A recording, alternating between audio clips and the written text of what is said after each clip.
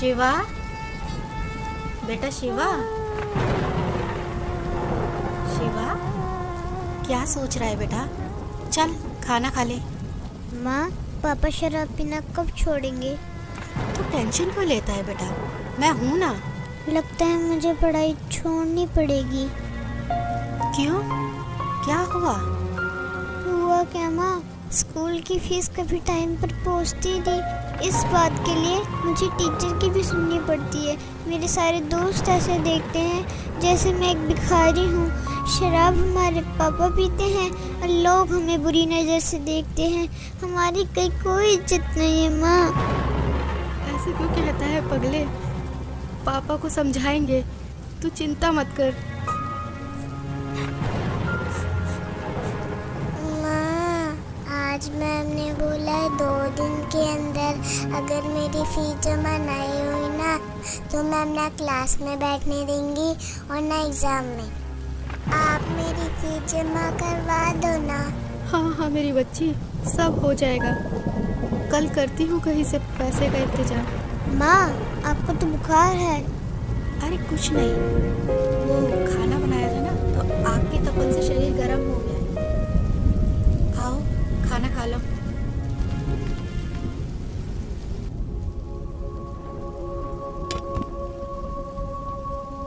और हाँ, पढ़ाई छोड़ने के बारे में सोचना ही मत, समझे?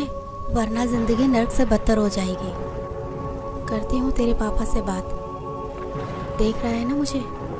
अगर उस जमाने पे पढ़ाई पे ध्यान दिया होता तो आज तेरे पापा के साथ रहने के बजाय अलग कमा के खा रहे होते।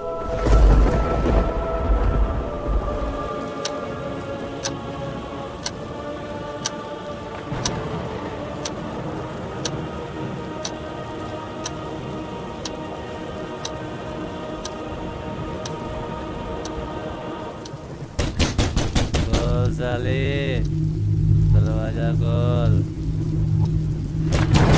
साले, दरवाजा खोल। अब कहाँ मर गई साले? खोल साले। इनका तो रोज रोज का ड्रामा हो गया। आज तो दरवाजा खोलूंगी ही नहीं। खोल नहीं तो तोड़ दूंगा इसको। खोल साले, दरवाजा खोल। तोड़ दूंगा इसको साली, दरवाजा खोल। और कहाँ मर गई साली?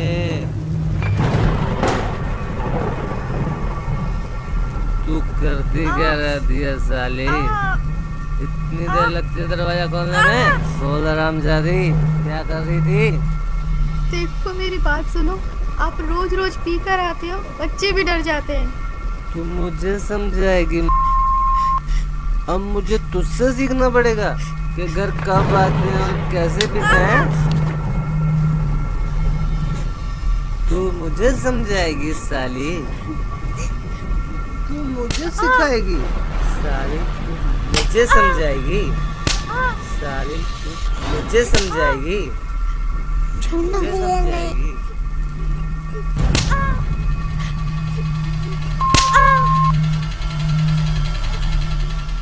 मुझे समझाएगी? पापा मत मारो ना माँ को, पहले से बीमार है। तेरी इतनी मजाल, तू मुझे रोकेगा? हैं? देख क्या रहा है? देख क्या रहा है? मत मारो। चल हट।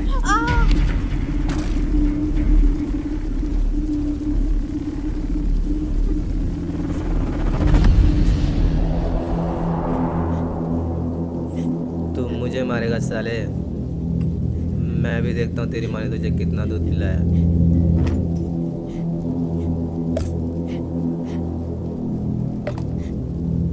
आजा मार, मार साले, मार।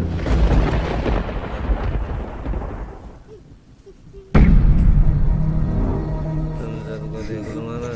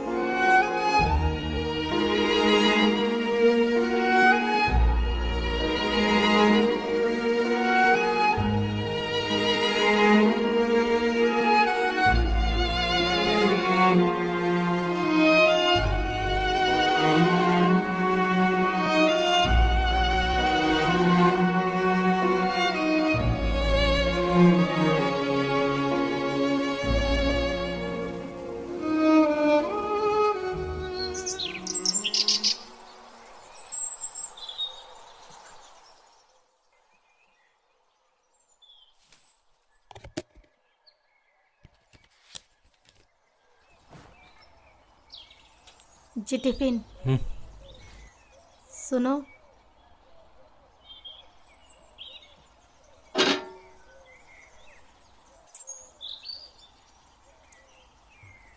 माँ माँ, जल्दी चलो, मैं स्कूल के लिए लेट हो रही हूँ। हाँ हाँ मेरी बच्ची, बस 2 मिनट, मैं अभी तैयार होके आती हूँ।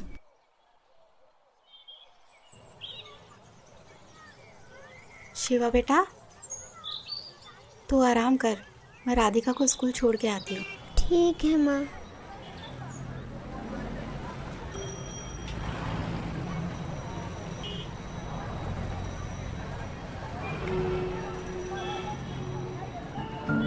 माँ, पापा कब सुधरेंगे? उन्होंने रात में भैया को बहुत मारा था ना।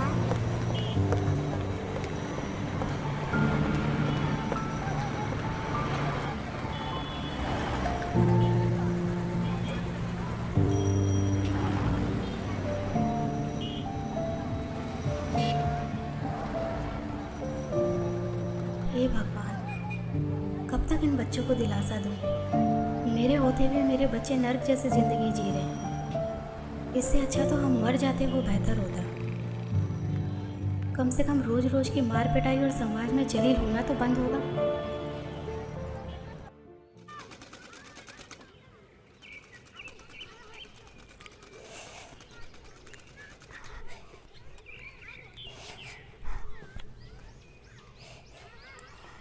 अरे मैं बोल रही थी ना कि मैं लगा देती हूँ।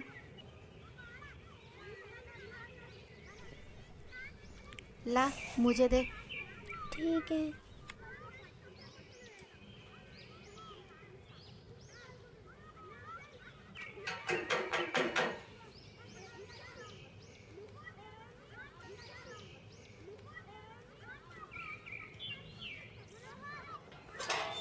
अरे नीलम दीदी, आइए आइए। और पुष्पा बहन, ठीक हो आप? बस दीदी, कट ही रही है। अच्छा, सूट सिल दिया मेरा? बस दीदी, वो आप ही का सूट सिल रही थी। अरे शिवा बेटा स्कूल नहीं गए आज? आंटी वो अरे वो कुछ नहीं, इसकी तबीयत खराब थी ना, तो इसलिए आज इसकी छुट्टी करा दी। अच्छा अच्छा पुष्पा, कल भाई साहब फिर शराब पी के आए थे क्या? रात को अब सबके चिल्लाने की आवाजें हमारे घर तक जा रही थी। क्या करे दीदी, पिछले जन्मों में कुछ पाप किए हुए हैं तो वो इस जन्म में भोगने ही पड़ेंगे। नहीं पुष्पा बहन, ऐसा नहीं है। मैंने आपको कितनी बार समझाया है, पूर्ण परमात्मा पाप कर्म दंड का भी नाश कर देते हैं। यहाँ तो पाप कर्म भोगते भोगते जिंदगी का ही नाश हो गया है, बस अब और नहीं। क्या मतलब? मतलब क्या है दीदी, इन्होंने सुधरना तो है नहीं। निकल जाऊंगी अपने बच्चों को लेकर, और क्या। कैसी बातें कर रही हो? ये तो समस्याओं का हल निकालने के बजाय उनसे दूर भागना हुआ। जब से इनके बिजनेस में घाटा हुआ है, इन्होंने तो घर का पूरा हुलिया ही बदल दिया है। रोज डेली शराब पी कर आते और सारा गुस्सा हम पर उतारते हैं। हल निकालते निकालते मैं थक चुकी हूँ, बस अब और नहीं सह सकती। मेरे पास अब 2 ही रास्ते बचे हैं, या तो घर छोड़ के चली जाऊँ, नहीं तो फिर मैं आत्महत्या कर लूँ। नहीं पुष्पा, ये बिल्कुल गलत है, और आत्महत्या तो महापाप है। पुष्पा, अगर इस नरक भरी जिंदगी से निकलना चाहती हो तो उसका एक ही रास्ता है, जिसके बारे में मैं तुम्हें बार बार समझाती हूँ। तुम बस एक बार संत रामपाल जी महाराज जी से नाम दीक्षा ले लो, फिर देखना तुम्हारा जीवन कितना सुखमय हो जाएगा। एक सच्चे संत के पास हर समस्याओं का समाधान होता है। अच्छा मजाक करती हो दीदी, भला नाम दीक्षा लेने से भी इनका कुछ हो सकता है क्या? कितनी तो हमने झाड़ फूक करवा ली, कितने इनको नशा मुक्ति केंद्र में भेज लिया, और ना जाने कितनी इनको दवाइयाँ मैंने खाने में मिला कर दी, पर इनका नशा नहीं छूटा। और हाँ, आप बोल रहे हो कि गुरु बनाकर भक्ति करने से सब ठीक हो जाएगा, तो आपको बता दूं कि हमने काफ़ी गुरु बनाकर भी देखे हैं, पर इनका नशा छूटने के बजाय और बढ़ गया है। तो इन गुरुओं से भी कोई फायदा नहीं है। हाँ बिल्कुल सही कह रही हो पुष्पा बहन, लेकिन मैंने कहा ना, एक सच्चे संत से ही नाम दीक्षा लो, क्योंकि एक सच्चा संत आपके सभी दुखों को दूर कर सकता है। और संत रामपाल जी महाराज जी तो पूरे विश्व में एकमात्र ऐसे संत हैं जो शास्त्रों के अनुसार सत्य भक्ति बता रहे हैं, जिसके करने से राक्षस भी देवता बन जाते हैं। दीदी, मैं पहले से ही दुखी हूँ। मैं पैसे कहाँ से लाऊंगी गुरुओं के पास जाने के लिए? और आपको तो पता ही है कि घर की हालत कैसी है और इसके पापा कितनी शराब पीते हैं। मैं सब जानती हूँ, मैंने भी ये नरक भोगा है। पुष्पा बहन, क्या तुम भूल गई? जब मेरे पति शराब पीते थे, वो घर के अंदर होते थे, मैं बच्चों को लेके बाहर रात गुजारती थी।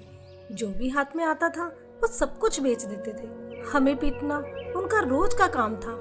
लेकिन हाँ, जब मैंने संत रामपाल जी महाराज जी से नाम दीक्षा ली, तो आज मुझे देखो, मैं अपने घर में सुख और शांति से रह रही हूँ। अब मुझे किसी तरह की कोई परेशानी नहीं है। मेरे पति ने शराब पीनी छोड़ दी और परमात्मा की दया से उनकी नौकरी लग गई। और हाँ, पैसों की चिंता मत करो, संत रामपाल जी महाराज जी के आश्रम में किसी तरह का कोई पैसा नहीं लगता। अच्छा। हाँ बिल्कुल। हाँ दीदी, सही कह रहे हो। आपकी पहले क्या हालत थी ये तो मैं अच्छे से जानती हूँ। तो फिर जब संत रामपाल जी महाराज जी से नाम दीक्षा लेने के बाद मेरे पति का नशा छूट सकता है, तो भाई साहब का नशा भी गारंटी से छूटेगा। पता नहीं दीदी, वो दिन कब आएगा। मेरी बात मानो, कल मेरे साथ सत्संग में चलो, वहाँ से नाम दीक्षा ले लो। फिर देखना, आपके पति की नशा करने की आदत भी छूट जाएगी और आपके घर की आर्थिक स्थिति भी ठीक हो जाएगी। जी ठीक है दीदी, कल संत रामपाल जी महाराज के सत्संग में भी चल के देख लेती हूँ। जहाँ इतना सब कुछ कर लिया तो इतना और सही। जी ठीक है जी। अगले दिन पुष्पा नीलम के साथ सत्संग में तो चली जाती है, लेकिन उसको नहीं मालूम था कि इस बारे में रमेश को भी पता चल जाएगा।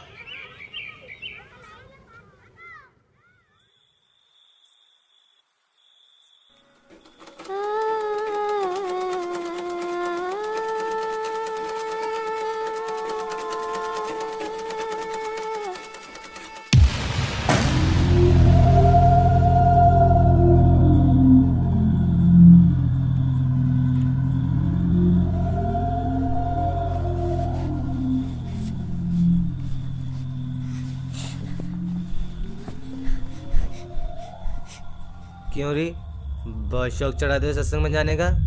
मुझसे पूछे बगैर तेरी हिम्मत कैसे हुई घर से बाहर जाने की? हैं?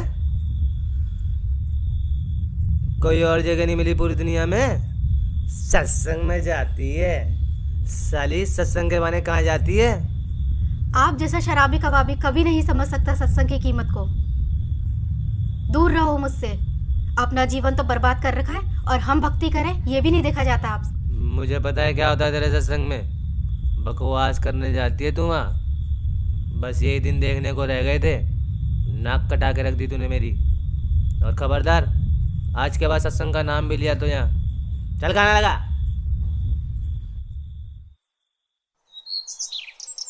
रमेश सत्संग को बहुत बुरी जगह मानता था, लेकिन कुछ दिन बाद जब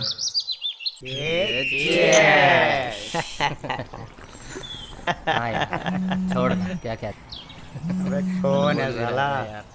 अरे दिनेश। अरे पूछ आ जाएगी नहीं। अरे दिनेश। हाँ सुमित। अरे क्या हाल है मेरे भाई? आ जाए क्यों नहीं यार? अरे कुछ नहीं, वो बस ऐसे ही। अरे यार तेरे बगैर तो पार्टी में मजा ही नहीं आता यार। हाँ ठीक है, ये बता रमेश है वहाँ? कौन? रमेश? हाँ है ना, ये ले बात।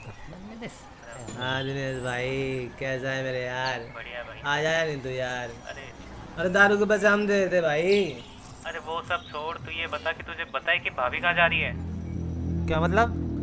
मैंने अभी मिश्रा की वाइफ के साथ सत्संग में जाते हुए देखा है। इसकी और हाँ, तो आज तो तेरे दोनों बच्चे भी साथ हैं। इसकी तो अरे क्या हुआ छोड़ भाई? यार। क्या हुआ? अरे कुछ नहीं यार, तुम्हारी भाभी आज फिर सत्संग में जा रही है। अरे समझाने उसे, बिगड़ जाएगी वो।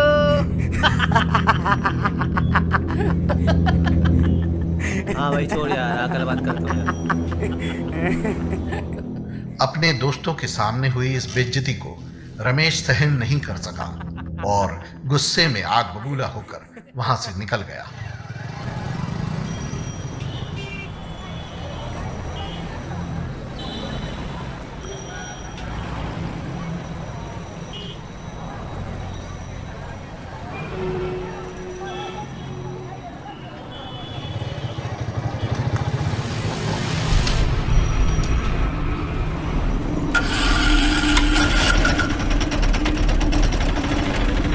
चल साली, आज तेरा सत्संग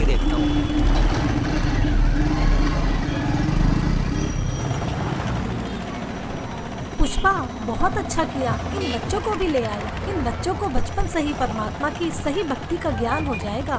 हाँ, आज छुट्टी थी ना इनकी, और इनके पापा भी सुबह सुबह कहीं अपने दोस्तों के साथ निकल गए, तो सोचा इन बच्चों को भी साथ ले चलो। बहुत अच्छा किया।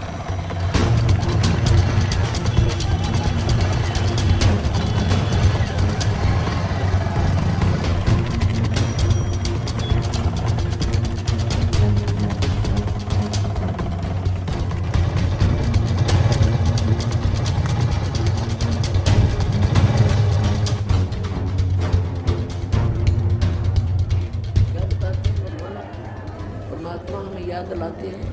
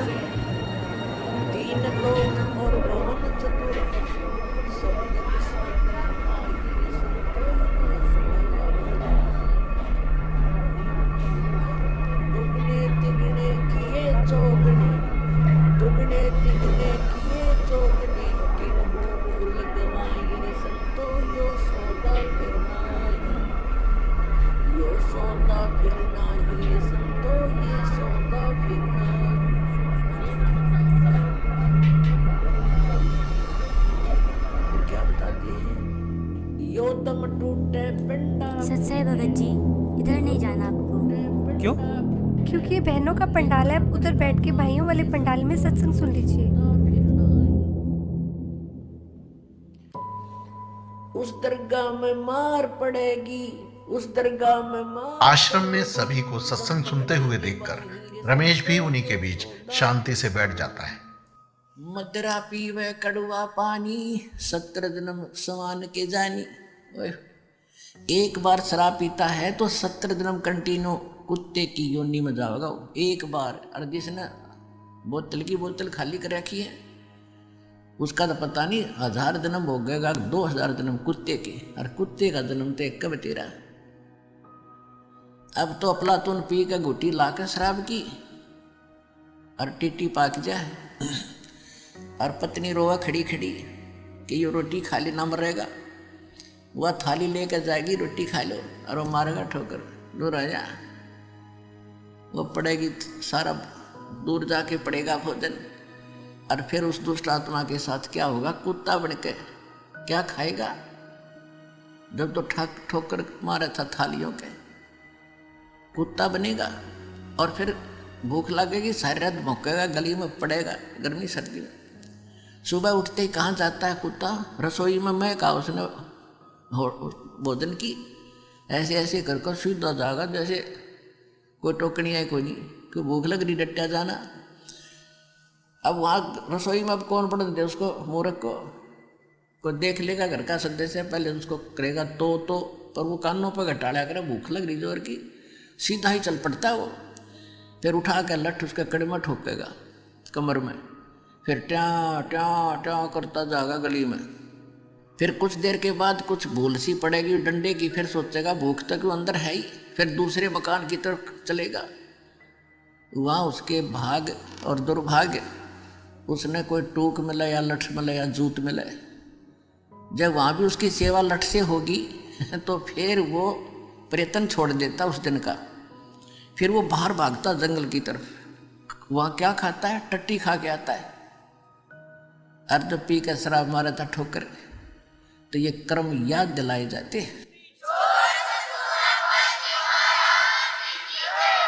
ये किसी डोम बाट के गीत नहीं भाई, भगवान की बताई हुई गाथा। और जिन महापुरुषों ने इसका लाभ उठाया वो आपके प्रत्यक्ष कर दिया, और दास ने इसका अनुभव हुआ, और आप भी पार हो गए। इस ज्ञान को जितना फैलाओगे आपको उतना ही पुण्य मिलेगा, ये सत्कर मान लेना। सभी आपके भाई बहन हैं, भटक रहे हैं, प्यार से समझाना, क्योंकि प्यार से मानेंगे एक बार तो सबको रिएक्शन होगा ही होगा, क्योंकि काल बैठा है। ये बानी सुना दो, उनको कोई चिप दे दो, वो सुनते रहेंगे, काल भाग जाएगा, फिर वो अपने आप यहाँ आएंगे। आपके भाई बहन विश्व के प्राणी सब एक परमात्मा के बच्चे, ये ध्यान रखना।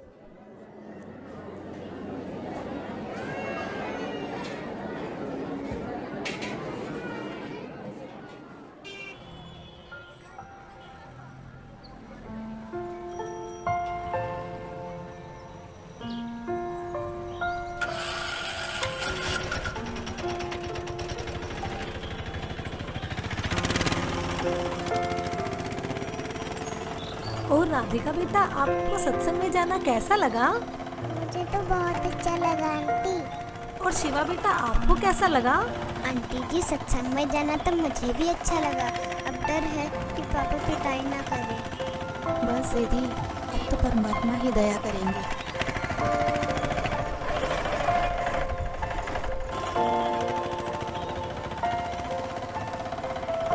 अच्छा पुष्पा, चिंता मत करना। सत साहेब जी। अच्छा बच्चों, सत साहेब।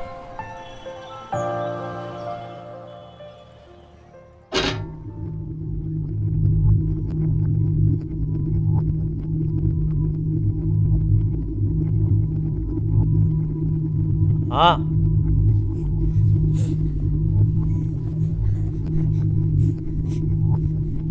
कहाँ गए थे तुम? जी वो यहीं बस वो चुप कर। कहाँ लगा? पता नहीं कहाँ घूमती रहती है। जी ठीक है, लगाती हूँ।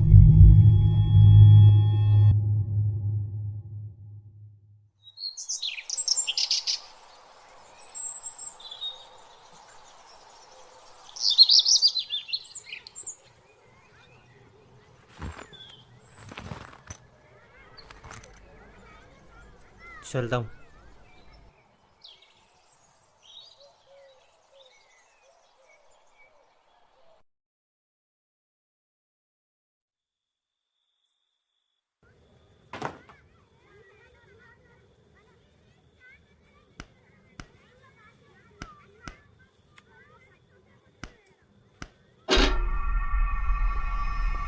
माँ,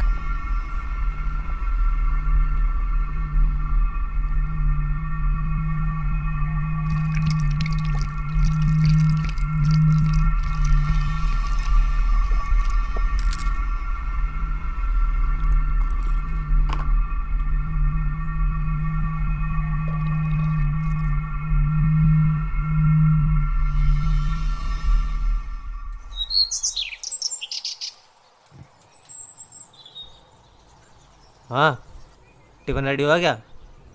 जी हाँ। क्या देख रही है? जी कुछ नहीं।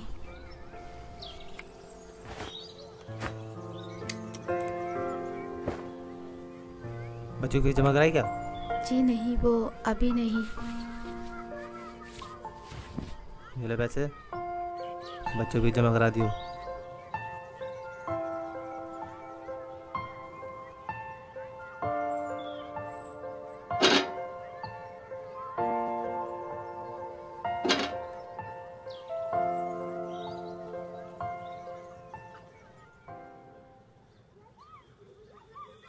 कुछ दिन से रमेश शाम को जल्दी घर आने लगता है, जिसे देख पुष्पा असमंजस में पड़ जाती है।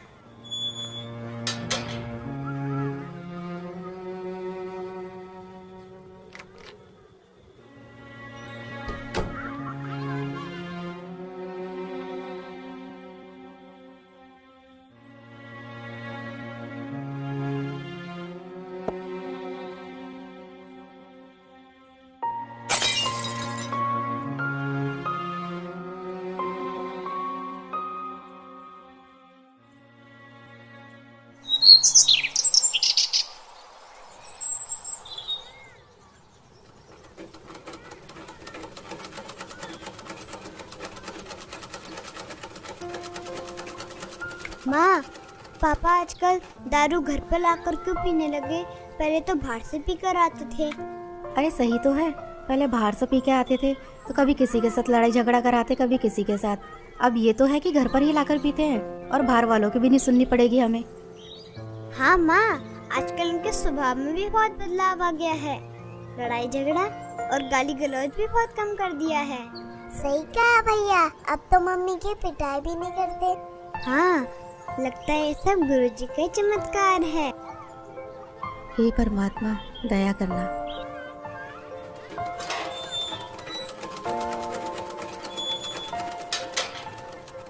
अरे नीलम दीदी, आइए आइए। और पुष्पा कैसी हो? बस दीदी, मालिक की दया है। अच्छा पुष्पा, मैं ये बताने आई थी, कल सत्संग है आश्रम में, क्या आप चलोगे?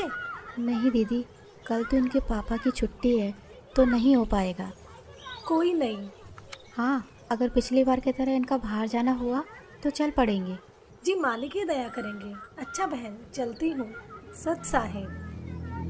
सत साहेब।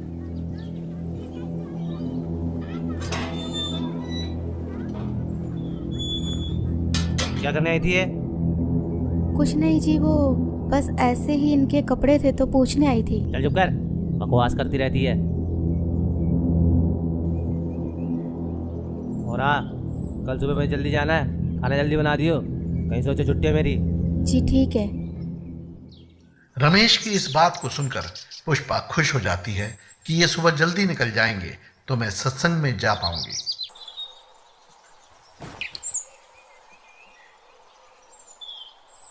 अच्छा ठीक है, मैं जा रहा हूँ। ठीक है जी।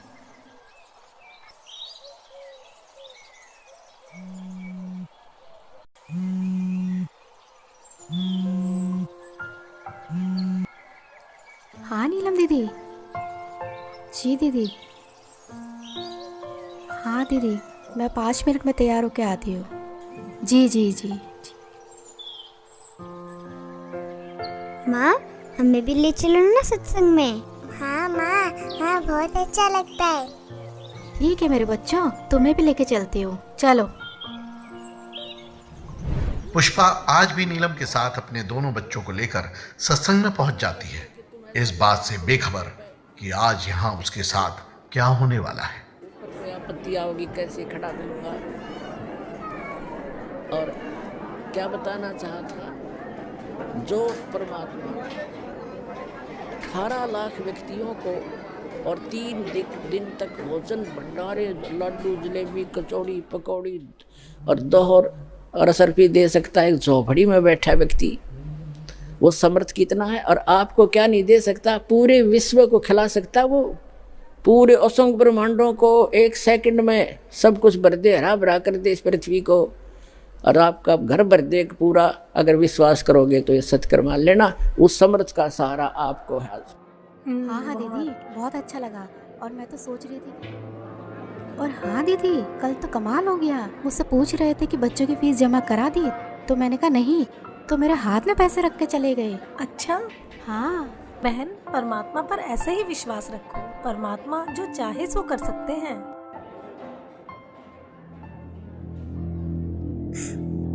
पापा, पापा, माँ। हाँ बेटा। पापा। अरे पुष्पा जाओ। नहीं दीदी, मैं नहीं जाओ जाऊँ। जाओ। ठीक है, जाती हूँ।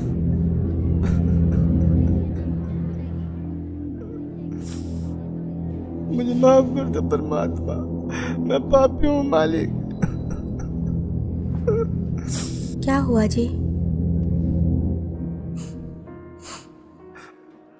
मुझे माफ कर दो पुष्पा, मुझसे बहुत बड़ी गलती हो गई। मुझे नहीं पता था मैं क्या कर रहा हूँ, लेकिन आज सत्संग सुन के मेरी अंतरात्मा जाग उठी है।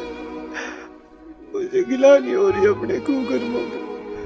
मुझे माफ कर दो पुष्पा। कोई नहीं, आप रोइए मत।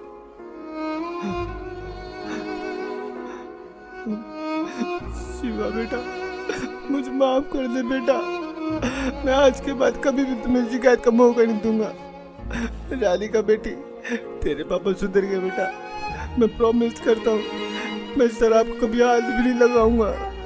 मुझे माफ कर दो बच्चों। नीलम बहन जी, आपका बहुत बहुत शुक्रिया जो आपने मेरे पूरे परिवार को यहाँ का रास्ता दिखाया।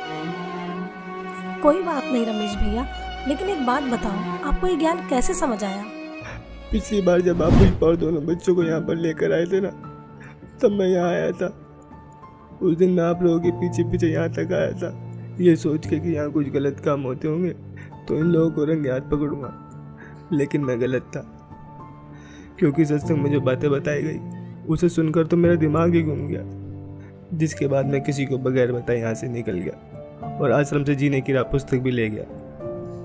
बस इस ज्ञान को मैं अच्छे से समझना चाह रहा था कि आखिर सच्चाई क्या है।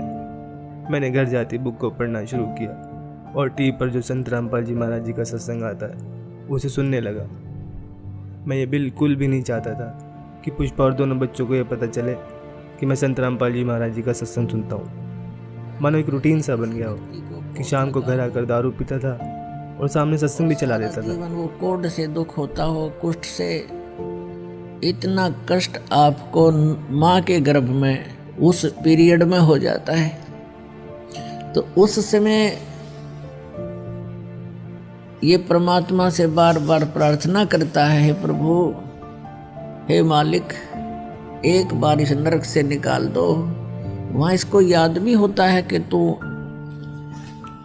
ये कष्ट किस लिए भोग रहा है। उसको याद होता है उसमें कि मैंने पहले बहुत से मनुष्य जन्म प्राप्त किए, साधना की नहीं, और जिस कारण से 84 लाख योनियां भी भोगी, कुत्ते गधे सुअर के जीवन उसको खूब याद आते हैं। फिल्म चलती रहती है उसकी।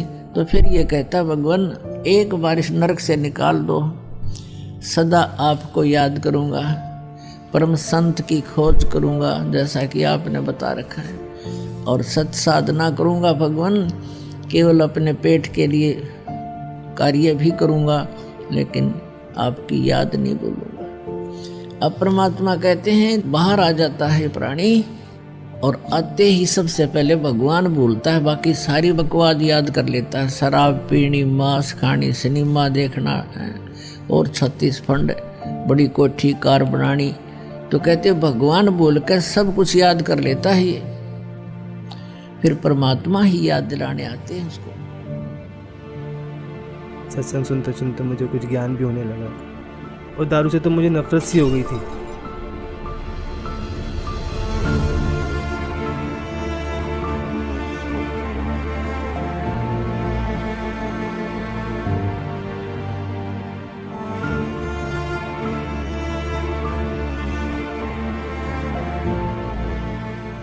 और फिर कल जब आप घर पर आए, पुष्पा से सत्संग में चलने के लिए पूछ रहे थे ना, तब मैंने आप दोनों की सारी बातें सुन ली थी। मैं बिल्कुल भी नहीं चाहता था कि पुष्पा और दोनों बच्चे मेरी वजह से सत्संग में ना जा पाए, इसलिए मैंने पुष्पा से झूठ बोला कि मुझे सुबह कहीं बाहर जाना है। फिर मेरे मन में भी आया कि क्यों ना मैं भी आज सत्संग में चलूं, तो आज मैं भी सत्संग में आ गया।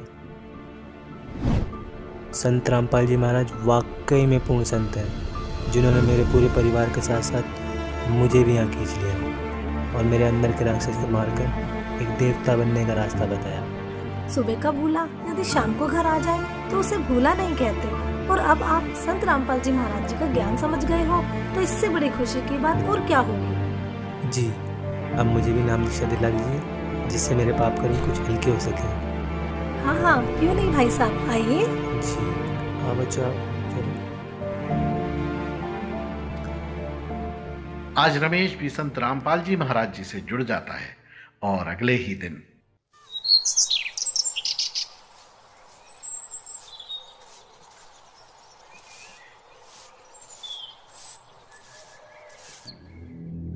ये क्या कर रहे हो आप? कल तो आप कह रहे थे कि आज के बाद शराब नहीं पीऊंगा।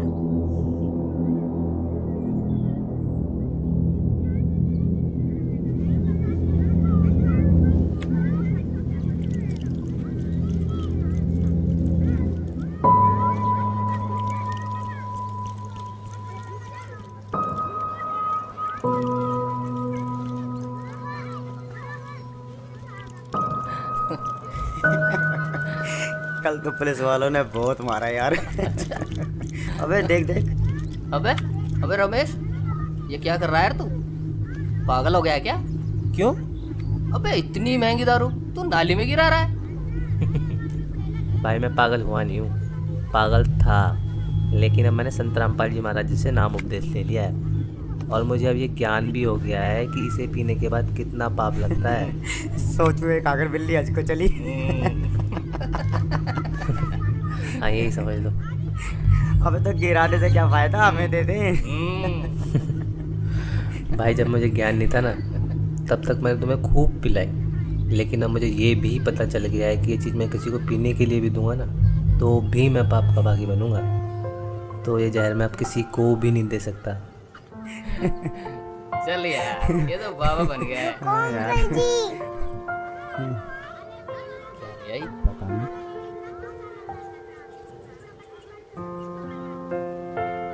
अरे ये क्या ले आई? ये हमारे गुरुजी संत रामपाल जी महाराज की पुस्तक। जीने की राह? हाँ अंकल जी, जीने की राह, जिसे पढ़ने के बाद लाखों लोगों ने भी नशा छोड़ा है। तो आप भी पढ़िए।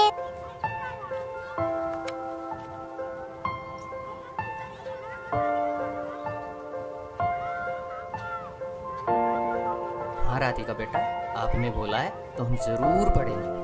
अच्छा तो बोलो फिर। बंदी छोड़ सतगुरु रामपाल जी महाराज की जय हो।